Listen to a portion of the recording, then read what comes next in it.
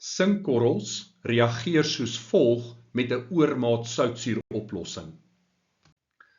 Watter kombinasie van volume en konsentrasie soutsuuroplossing sal die hoogste aanvanklike reaksietempo tot gevolg hê vir dieselfde massa sinkkorrels gebruik? Aanvaar dat die sinkkorrels in alle gevalle volledig deur die suur bedek word. Die korrekte antwoord is B. Kom ons bereken die aantal mol soutsuur in elk van hierdie opsies.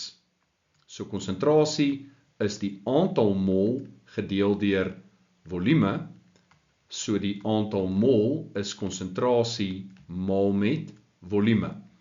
Daardie is kubieke desimeter, hierdie is kubieke sentimeter. So ons gaan hierdie kolom vat en ons gaan dit deel deur 1000 om kubieke desimeter te kry.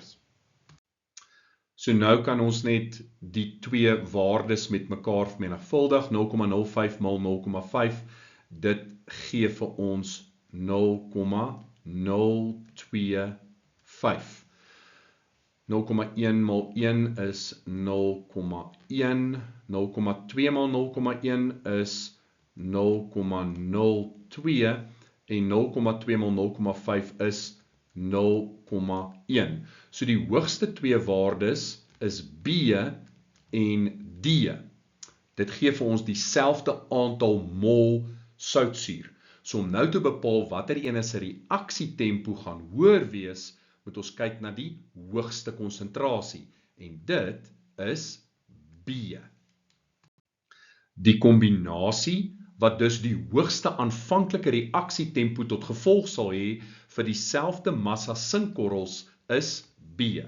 Ja, B en D het dieselfde aantal mol soutsuur, maar as twee gelyk is, dan moet ons kyk na die konsentrasie en B het 'n hoër konsentrasie soutsuur.